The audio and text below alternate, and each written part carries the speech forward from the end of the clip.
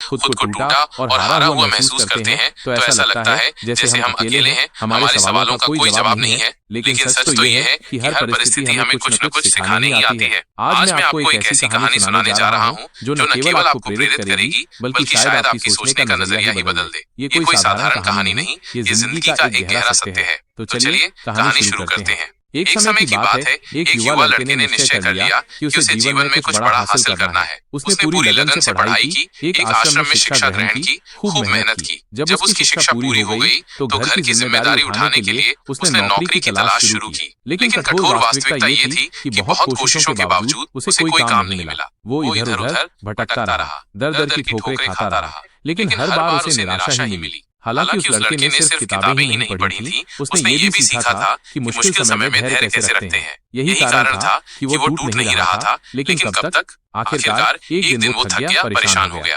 रास्ते में चलते हुए उसे एक आश्रम दिखाई दिया। बाहर कुछ शिष्य एक महात्मा के उपदेश सुन रहे थे। सभी बड़े ध्यान से उनकी बातें सुन रहे थे। लड़के को भी जिज्ञासा हुई। वो चुपचाप एक पेड़ के नीचे बैठ गया और सुनने लगा। महात्मा कह रहे थे, जब भी कोई नई शुरुआत होती है तो उससे पहले सब कुछ समाप्त हो जाता है। जब ये दुनिया बनी थी तो पहले सब कुछ मिटा था, फिर नया जन्म हुआ था। ठीक उसी तरह जब इंसान पूरी तरह टूट जाता है, थक जाता है, अकेला महसूस करता है, तब वो एक ऐसे मोड़ पर होता है जहाँ से एक नई शुरुआत हो सकती है। महात्मा ने आगे कहा, अगर आज तुम्हारे पास कुछ नहीं है, कोई तुम्हारे साथ नहीं है, तो घबराओ मत। यह वो समय है जो संकेत देता है कि अब कुछ अच्छा होने वाला है, क्योंकि जब इंसान पूरी तरह से टूट जाता है तभी उसका असली निर्माण शुरू होता है। जब उपदेश समाप्त हुआ तो वो लड़का धीरे से उनके पास गया और बोला, गुरुजी, मैंने आपकी सारी बातें ध्यान से सुनी। मैं सच में बहुत टूट चुका हूँ। मैंने पढ़ाई की, मेहनत की, लेकिन अब तक कुछ भी हासिल नहीं हुआ। मैं हिम्मत हार रहा हूँ। महात्मा मुस्कुराए और बोले, बेटा,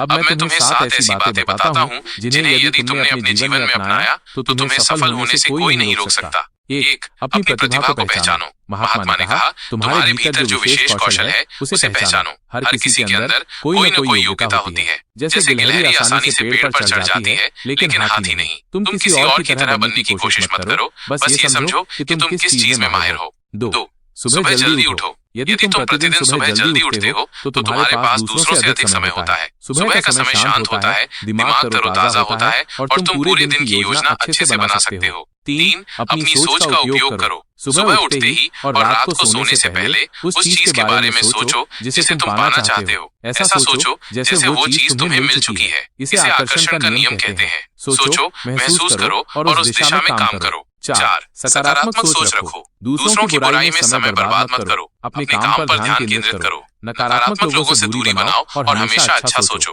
5. अपनी योजनाओं को किसी को मत बताओ। जब तक तुम्हारा काम पूरा न हो जाए तब तक किसी को मत बताओ कि तुम क्या करने जा रहे हो, अन्यथा लोग तुम्हें हतोत्साहित करने की कोशिश करेंगे और तुम भटक सकते हो। 6. मेहनत करो लेकिन सही दिशा में। सिर्फ मेहनत करने से कुछ नहीं होता, वो मेहनत सही दिशा में होनी चाहिए। जैसे यदि पहाड़ चढ़ना हो तो सीधा नहीं, एक रास्ता ढूंढकर चढ़ो, तभी तुम थकने की बजाय सफलता तक पहुंच पाओगे। 7. शरीर और मन का ध्यान रखो। यदि तुम अपना ख्याल नहीं रखोगे तो कामयाबी का क्या फायदा। हर रोज योग करो, ध्यान लगाओ, इससे मन शांत रहेगा और काम में मन लगेगा। महात्मा की बातें सुनकर वो लड़का उनके चरणों में झुक गया और बोला, गुरुजी, आपने मेरी आंखें खोल दी। अब मैं अपने आप को पहचानने की कोशिश करूंगा। वो लड़का घर लौटा और 15 दिनों तक सिर्फ यही सोचता रहा कि वो किस चीज में सबसे अच्छा है। उसे याद आया कि उसे तलवारबाजी में बहुत अच्छा लगता है। उसने उस पर मेहनत करना शुरू कर दिया। धीरे धीरे वो इतना अच्छा तलवारबाज बन गया कि उसकी पहचान दूर दूर तक फैल गई। एक दिन एक राजा ने उसे अपनी सेना में बुलाया और उसे बहुत सम्मान दिया। अब वह लड़का न सिर्फ सफल था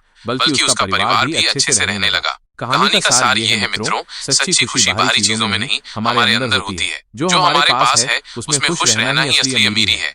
और जब हम अपनी असली पहचान को समझ लेते हैं तो दुनिया की कोई भी ताकत हमें रोक नहीं सकती। तो दोस्तों, मुझे उम्मीद है कि आपने इस कहानी से बहुत कुछ सीखा होगा। मिलते हैं फिर एक और नई कहानी के साथ।